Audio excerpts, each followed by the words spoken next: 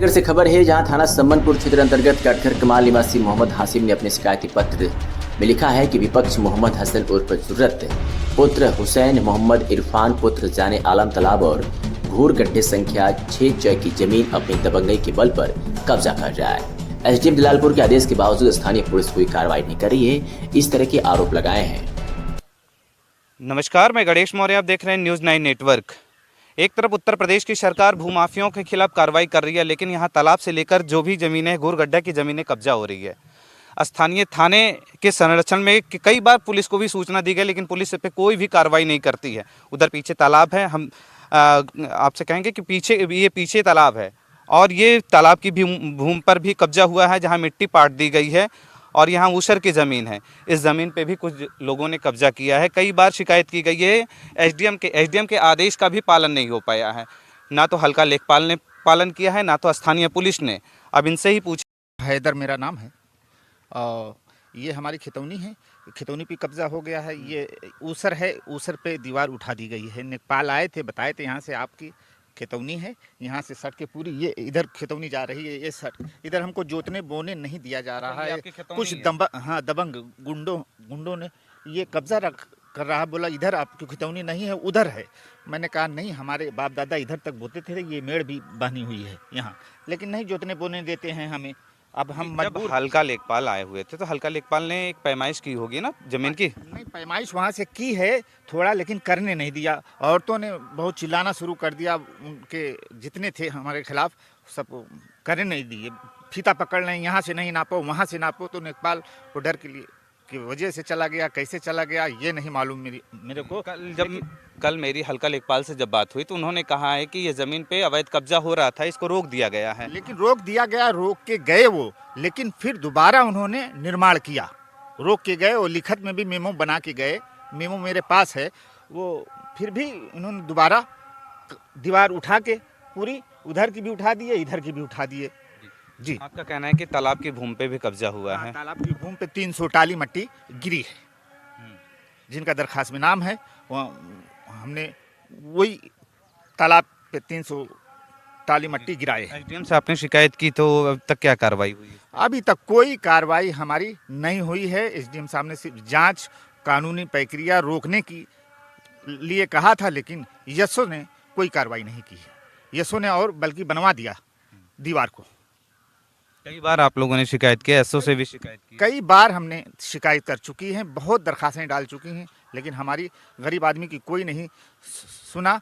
हम आज की सरकार, हम जो है माननीय मुख्यमंत्री आदित्यनाथ योगी जी से मैं दुआ करता हूं उनकी जीत के लिए, पहली बार कि दोबारा वो सत्ता में आए हैं। मैं चाहता हूं कि जितना गुंडा राज जो भी अब तक ख़त्म हुआ और जो बाकी है, जो गरीब पर ज़मीन कब्ज़ा कर रहे हैं, उनको हमें मुफ्त कराया जाए, छुड़ाया जाए, हमारी ज़मीन दिलाई जाए, हमारा हक दिलाया जाए। हम कुछ नहीं चाहते हैं। इनका साफ तौर पे कहना है कि उत्तर प्रदेश की योगी सरकार पहली बार जब सत्ता में आई थी 2017 में, तो उन्होंने एक पहला हंटर चलाया था कि भूमाफियाओं से ज़मीन खाली करवाई जाए। लेकिन फिर जब दूसरी बार सत्ता में आई तो इनकी यही मांग है कि हमारी भी ज़मीन, हम जैसे गरीबों की भी ज़मीन को खाली करवाई जाए और घूर गड्ढा तालाब जो पाट दिए। मैं फिरोज़ बानो, कटघर कमाल अम्बेडकर नगर की रहने वाली हूँ। मैं बम्बई गई, ये दीवार खिंचा दिया, मेरा रास्ता बंद कर दिया। मैं कमर, मेरा ऑपरेशन हुआ है, प्लेट पड़ा है मेरी कमर से। बम्बई में ऑपरेशन नायर हॉस्पिटल में मेरा हुआ है। मैं बहुत मजबूर हूँ, नीचा ऊँचा चल नहीं सकती। मट्टी इतना पटवा दी है, उस साइड में दीवार कर दी। मैं बम्बई थी। तालाब किधर है? तालाब पीछे है। अब मैं तालाब में से कैसे जाऊँ? मेरा रास्ता पूरा जाम कर, मेरी खितौनी वहाँ तक है। अब मैं कैसे जाऊँ? मैं मजबूर। मैं बहुत दौड़ी, पुलिस थाना गई, एसडीएम के यहाँ गई, पुलिस के यहाँ से मुझे कोई मदद नहीं मिली। डीएम के यहाँ थोड़ा मिली, मगर बन चुका था। आदेश जब दिया तो बन चुका था, ये दीवार हो। हाँ, तो बन चुका था। फिर वहाँ से फ़ोन आया थाना से, मैं यहाँ खड़ी थी, पुलिस आई, मैं समझी मेरी मदद करेगी। पुलिस कोई मेरी मदद नहीं की, मुझको डांटा और मजदूर से कहा कि दीवार बनाओ।